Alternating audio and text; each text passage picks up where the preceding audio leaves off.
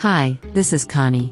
Today's recipe for pasta amatriciana is a classic blend of chilies, tomatoes, and that differential ingredient, pancetta, making it loaded with lively and complex flavors. And hi, this is Vince. Welcome to our channel, A Quick Recipe. The entire list of ingredients will be available later. Feel free to pause the video and make notes as we go along. And leave a comment or a suggestion for a recipe.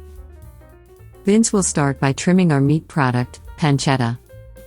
He's removing the rind, which is the outer layer of salt, black pepper, and other spices used in the curing process. Now he's cutting it into equally sized half-inch cubes.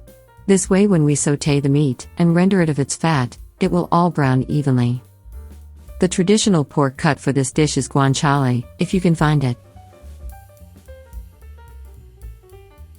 To brown the pancetta, we're going to cover the bottom of the pan with extra virgin olive oil, that's at medium heat. Once the oil is up to temp, add all of the pancetta and allow it to take on the color that's light brown. When it reaches color, remove the pancetta from the pan with a slotted spoon, leaving all of the rendered fat in the pan. See the result of cubing it in uniformly cut pieces, the meat browns so evenly and beautifully.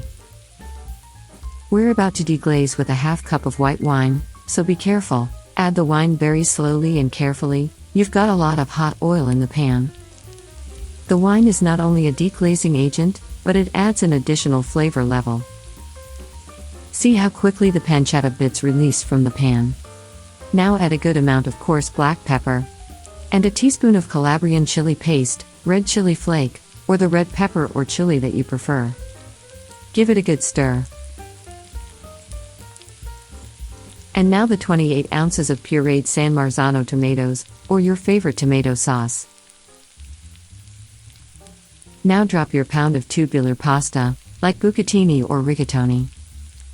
Take a moment to subscribe to our Quick Recipe channel, and give us a like.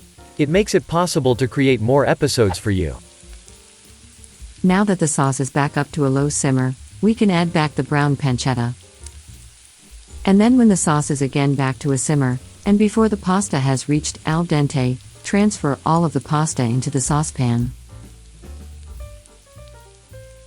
And give the pan a good stir. Now we're going to add the 1 cup of cheese that the recipe calls for. The typical cheese of choice is Pecorino Romano, but it may be too salty for you, so substitute it with a Parmigiano Reggiano or a domestic Parmesan, Romano or Asiago. They're made from cow's milk, and not goat or sheep's milk like Pecorino Romano, which doesn't give it that earthy grass flavor. Plus they're not aged with coatings of coarse salt, so there isn't that salty earthy taste. Mix the cheese in a little at a time so it covers the pasta evenly without becoming a big cheesy lump.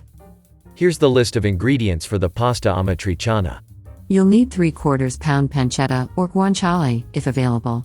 Extra virgin olive oil. 28 ounces of pureed tomatoes or tomato sauce. A half cup of dry white wine. 2 tablespoons of kosher salt for pasta water. 1 teaspoon of Calabrian chili paste, or red chili flake. 1 cup of grated cheese. 1 pound of tubular pasta, like bucatini or rigatoni. Additional kosher salt and coarse black pepper for seasoning to your taste. You can review the list in the Show More section below. Plus there's a link to download a hard copy of the entire recipe. Now it's time to plate this pasta feast. And finish it off with some cheese. And some of that rendered pancetta that we put aside.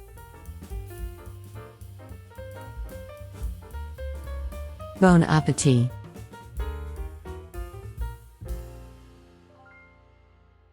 Here are a few more tips and recipes that you may find interesting. Also, check out our website, aquickrecipe.com, for more interesting cooking ideas. Thanks for watching. See you next time on our YouTube channel, A Quick Recipe.